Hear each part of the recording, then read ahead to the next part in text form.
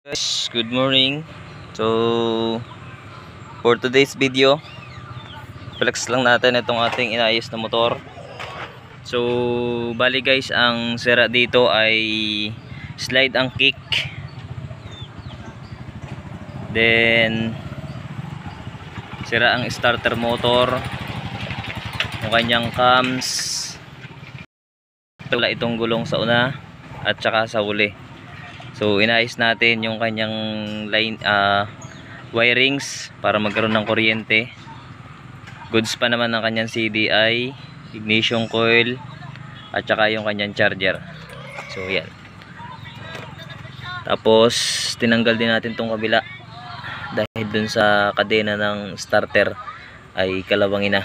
So naging dahilan ng pagka-stuck ng kanyang kick nung napalitan na natin ng clutch lining. So ayan, ngayon ay pinapalitan natin ito ng yung kanyang gulong sa uli. So kompleto na.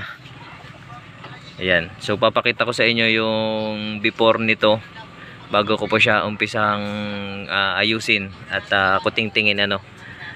Ayan, so yung tambutso nya, ayan, nilagay lang din natin yan. So meron tayong mga stock ditong gamit dun sa isang motor namin. So for the meantime ay ito muna yung ating ilalagay dito ano. Alright, so goods na ang kondisyon ng makina nyan. So tumatakbo na siya.